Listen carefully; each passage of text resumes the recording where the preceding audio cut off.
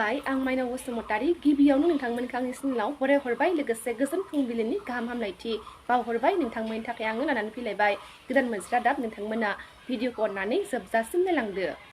दिनैनि गिबि रादाबाव दङ चिरां जिल्ला कासिकत्रा सान्दोबावदिया रिंगु दामसा आफादनि 70नि बांसिन बोसोरनि दाहाला गोमाना दङ होनना खौरां मोननाय जादों। थांनाय 13 मार्चआव कासिकत्रानिफ्राय AS-16C-4125 नाम्बारनि बड'लेण्ड बासजों फुंनि 10 रिंगायाव गारि गाखोना उदालगुरि जिल्लानि चन्दना बरिगाव होननाय जायगायाव खेराइ गानो थांदोंमोन। नाथाय थांबाय थानाय समावनो बासनि हेन्डिमेना बेगखौ सोरनोबा हरफादोंमोन। जाहोनाव बेगआव थानाय गोलाव बोसोरनि दाहाला दासिम गोमानानै दङ होनना खौरां मोनदों। सोरबाफोर लांफ्लांदोंब्ला आरो नुसनबायदोंब्ला खोन्थाहरनो थाखाय खावलायहरदों आफादगिरि बिरेन नार्जारि बिथाङा।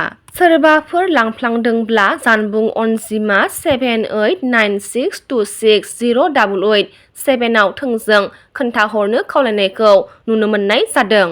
राजखान्थि फोथाराव फिन मोनसे आन्चलिक राजखान्थि दोलोनि जोनोम जानायखौ जों बयबो मिथिनो मोनखाबाय। बरबारियाव इउनाइटेड फराम अफ एक्स-एनडिएफबिआ जोनोम होबाय। बे गोदान राजखान्थि दोलोखौ गोदान राजखान्थि दोलोनि मुंखौ अल्टारनेटिभ पार्टी अफ बड'लेण्ड सुंद'यै APB होननानै मोनथिनो मोननाय जादों। बाक्सा जिल्लानि बरबारियाव इउनाइटेड फराम अफ एक्स-एनडिएफबिआ थांनाय मैया गोदानै राजखान्थि दोलो दानाय जादों आरो बे बाथ्राखौ फोसावदों इउनाइटेड फराम अफ एक्स-एनडिएफबि आफादा बर' रायजोआव फिन मोनसे ओनसोलारि राजखान्थि दोलोनि जोनोम मोनबाय। अल्टारनेटिभ पार्टी अफ बड'लेण्ड सुंद'यै APB राजखान्थि दोलोनि आफादगिरि महरै डक्टर अनजालि दैमारि, नेहाथारि खुंथायारि महरै प्रदीप कुमार ब्रह्म आरो नेहाथारि आफादगिरि महरै जगदीश बसुमतारिखौ लाफानानै सा 28 सोद्रोमानो बिबान होनानै बे गोदान दोलोखौ दाफुंनाय जानायखौ नुनो मोननाय जादों। बिरिमोनलांनि मासि सामलायनाय बे गोदान राजखान्थि हान्जा दानाय मेलाव गोबां गुबुन गुबुन जिल्लानिफ्राय सोद्रोमाफोरखौ नुनो मोननाय जादोंमोन।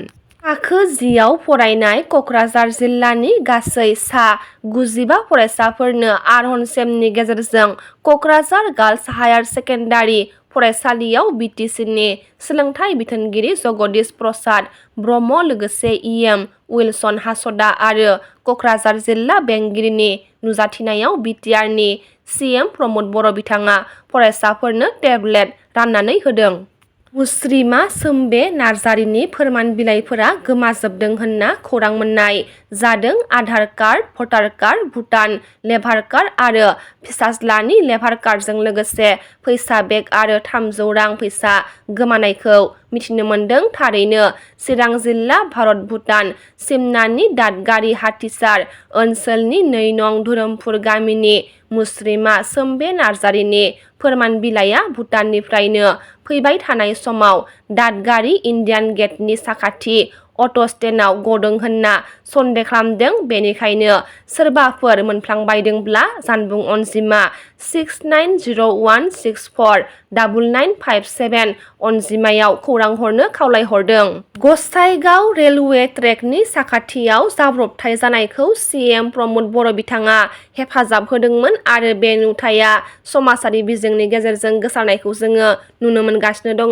गसाइगाव रेलवे ट्रेकनि साखाथियाव मोनसे फिसा जाब्रबथाय जादोंमोन। BTRनि CM प्रमद बर' बिथाङा नुनानै थाबैनो हेफाजाब होदोंमोन। फैबाय थानाय BTC बिसायख'थियाव जय भारत पार्टीआ राजखान्थि दोलोआ मोन 40 बियाबफोराव बाहागो लागोनखौ खौरां बिजोंनि गेजेरजों फोरमायथिनायखौ नुनो मोननाय जादों। लाइमोन समाज सिबियारि अबिनाश नार्जारि बिथांनि फिन खनसेबाव बाखनायथाव हाबा हारि राव हारिमुखौ फोथांनानै लाखिनायनि थांखिजों 5 साननि हारिमुआरि मावबादा खुंफुंदों। धेमाजि जिल्ला जनाय ओनसोलनि दुवाराय आसामावनो गोग्लैसोनाय ओनसोल होननानै मिथिजानाय बेराजुदुबि गामियाव जनाय हालामनि जाखांफुनाय समाज सिबियारि लाइमोन अबिनाश नार्जारि बिथांनि हेफाजाबजों 7 स्टार क्लाब आरो बेरा जलदुबि गामिनि लाइमोन आफादनि बानजायनायाव सानबानि थाखाय मोसानाय, खाम सिफुं सेरजा दामनाय हारिमुआरि मावबादाखौ मैयानिफ्राय जागायबाय।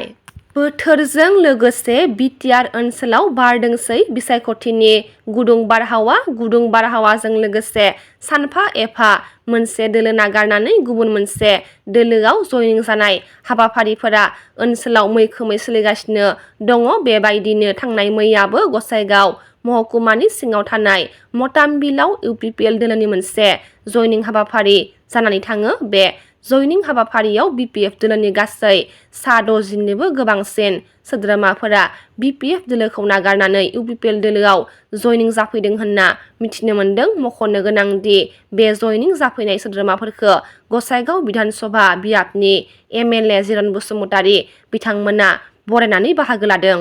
जाबाय एसेनोसै, गाबोन फिन गोदान रादाब लाना लोगो मोनगोन। नोंथांमोना भिडिअखौ जोबजासिम नायबायब्ला अननानै लाइक, शेयार, कमेन्ट लोगोसे साबस्क्राइब खालामनानै होदो। गोजोन्थों।